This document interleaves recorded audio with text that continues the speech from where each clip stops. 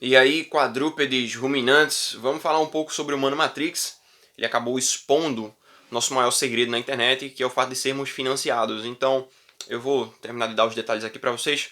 Nós somos financiados por uma emissora brasileira, nós somos financiados pela Globo, né, pela Fundação Roberto Marinho, porque eles têm uma grande reserva de bitcoins, então todas as vezes que nós falamos sobre criptomoedas, a reserva de valor deles aumenta, e aí todo dia na minha conta cai 0,002 bitcoin, tá?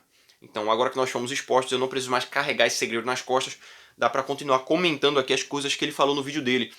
Só que antes disso, eu queria dizer para vocês que vocês poderiam se inscrever no meu canal caso não sejam inscritos ainda e darem um like nesse vídeo. E também tem links nos comentários para o meu apoio, para quem quiser ser patrocinador do canal. E também para comprar livros na Amazon, quem quiser comprar livros por lá vai estar ajudando o canal, porque eu ganho uma pequena porcentagem, visto que eu sou associado à Amazon. Mas continuando, ele já inicia falando sobre a semântica da palavra anarcocapitalismo. Ele diz que anarcocapitalismo é impossível porque a anarquia pressupõe a ausência de hierarquia e o capitalismo pressupõe hierarquia. Bom, não tem nenhum problema tu fazer uma neologia ou uma justa posição em uma determinada palavra ou em determinadas palavras, desde que no curso de uma argumentação, de um debate, tu deixe claro qual conceito tu está utilizando para se referir a um determinado termo, tá? Isso é que é o mais importante. Mas é engraçado que no próprio vídeo ele diz: eu não vou chamá-los de libertários, vou chamar apenas de anarcocapitalistas, porque se ele falasse libertário, basicamente esse tipo de acusação da semântica cairia por terra, não é mesmo? Ou simplesmente a gente poderia deixar de falar anarcocapitalismo e falar um livre mercadista puro. E aí, velho?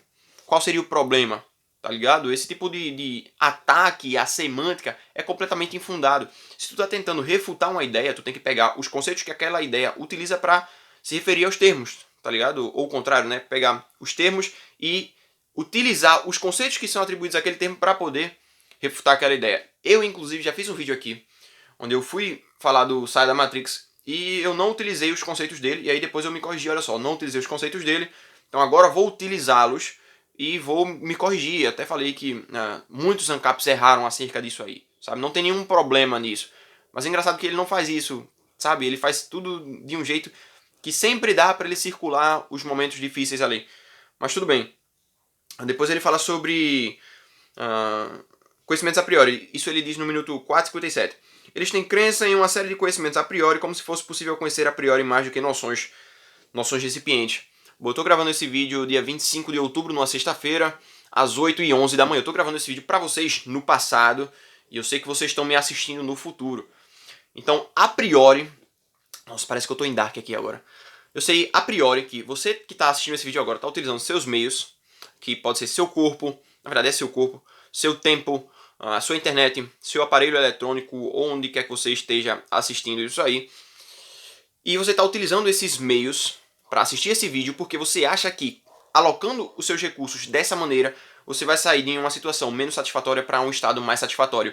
E eu sei também a priori que os meios que você está empregando agora para alcançar esse fim não podem ser utilizados ao mesmo tempo com finalidades excludentes, porque senão eles não seriam escassos. Tudo isso aí eu sei a priori. Então só de falar isso aqui já fica demonstrado que essa ideia de conhecimentos a priori serem basicamente noções recipientes, noções vazias, não fazem o menor sentido. Depois é engraçado que ele continua dizendo o seguinte: fora o fato da maioria dos conhecimentos que eles julgam ser a priori não possam ser assim classificados. Mas bom, cadê os exemplos? Quais são os conhecimentos que nós julgamos ser a priori que realmente não são? Seria muito bom se ele fizesse isso aqui, mas ele não fez. Depois ele fala sobre estado e prescrição de propriedade e ele diz: o conceito de propriedade implica em propriedade ser necessariamente prescrita. Ele não deu a definição completa que ele utiliza para propriedade, então fica um pouco mais complicado. Mas como ele está tentando responder aos ANCAPs, eu vou pressupor que ele está utilizando a definição ANCAP de propriedade.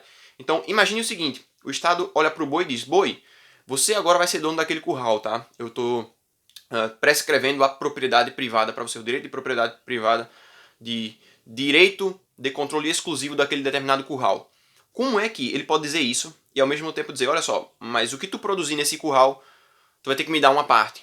Então qual é a lógica nisso? É completamente, cara, contra-intuitivo. Além de ser contra-intuitivo, é contraditório demais. Olha só, vou te dar o direito de uso de controle, na verdade, controle exclusivo, ou seja, o direito de excluir outras pessoas, outros entes de utilizar aquele bem ali de formas que você não queira, e ao mesmo tempo vou utilizar isso aí também de forma que você não queira, sabe? É completamente absurdo. Eu não sei como é que uma pessoa pode chegar a esse nível. de verdade, eu queria entender qual é a dificuldade de entender isso. Olha só, o direito de propriedade é direito de controle exclusivo. Se é exclusivo, é o direito de excluir outros usos. Só isso. Mas aí quando tu fala de prescrever, como é que simplesmente tu vai prescrever? É pelo uso da força? E aí é muito claro ver diversas pessoas comentando sempre: ah não, vai ser a lei do mais forte. Mas bom, a própria prescrição que eles defendem já é a lei do mais forte. Mas vamos continuar aqui. Eles falam sobre a apropriação ilegítima de propriedade, fala que isso tem problema, né? Não havendo monopólio jurídico e de uso da força, todo litígio seria resolvido com a vitória do grupo privado com mais força. Mas é justamente isso que eu acabei de falar. O problema é justamente o uso da ideia do lei do mais forte, que está completamente ligada com o Estado. Isso sim é que é o problema.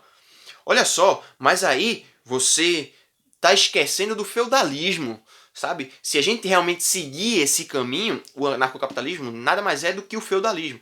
Aí você pensa o seguinte: o libertarianismo, na verdade, é a teoria ético-jurídica. O anarcocapitalismo basicamente é uma sociedade sem Estado, uma sociedade de livre mercado, sabe? Então, se tu segue uma lei que está calcada na propriedade privada, como é que tu pode dizer que a consequência disso basicamente vai ser a mesma coisa de um exemplo histórico de um período onde não tinha respeito sobre propriedade privada, onde não tem respeito sobre contratos, onde você tem uma estabilidade jurídica gigantesca, onde uma pessoa que comerciava, que vendia, que trocava alguma coisa em um feudo não poderia fazer a mesma coisa em outro feudo. Completamente absurdo, velho. É justamente isso que o Hoppe fala na introdução do Democracia, o Deus que Falhou. O papel de interpretar a história não é do historiador. O historiador deve apontar os fatos, mas interpretar os fatos é papel de um filósofo ou de um economista político que utilize teorias a priori.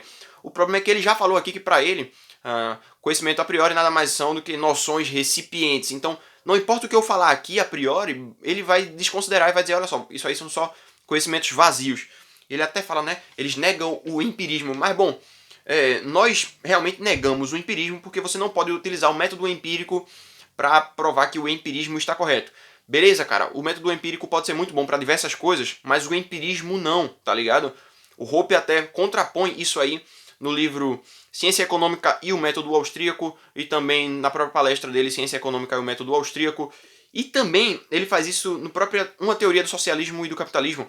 Inclusive, abrindo parênteses aqui, eu acho que ele pegou toda a teoria do socialismo e do capitalismo, leu de trás para frente e começou a roteirizar aquele vídeo, porque todos os pontos que ele aborda nesse vídeo, incrivelmente, são refutados pelo Hoppe numa teoria do socialismo e do capitalismo. Constantemente isso. Desde o começo, onde ele fala sobre propriedade, sobre autopropriedade, sobre empirismo, sobre conhecimentos a priori, conhecimentos a posteriori, sobre ética argumentativa, sobre monopólios, que é o que ele deixa para falar mais no final do vídeo, e também sobre segurança privada, sobre resolução de conflitos. Tudo isso, até sobre feudalismo, o Hoppe fala nesse livro. Então por isso que eu acho que ele leu de trás para frente. E aí, continuando aqui,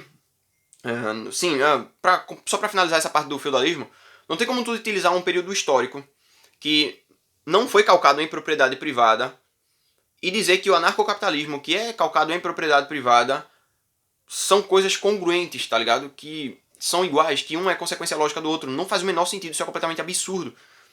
Depois ele começa a falar aqui sobre autopropriedade, é uma coisa que eu já respondi diversas vezes aqui. Seu corpo não é você, ele não é um bem alienável ou vendável. Mas bom, eu já utilizei aqui alguns exemplos e aí ele até fala sobre isso depois. Ele diz: vender um rim ou um braço não é vender seu corpo, é no máximo se mutilar. Mas bom, uma coisa não implica necessariamente em anular outra. Você pode se mutilar e vender aquilo que você mutilou. E o engraçado, o cômico, é que ele continua dizendo o seguinte: você permaneceria ciente de suas faculdades. É óbvio, porque a sua consciência é que é você, a sua mente é você. Do contrário, cara, sei lá, tu morre, teu cadáver continua lá e aquele corpo continua sendo tu. É óbvio que não, isso é muito claro.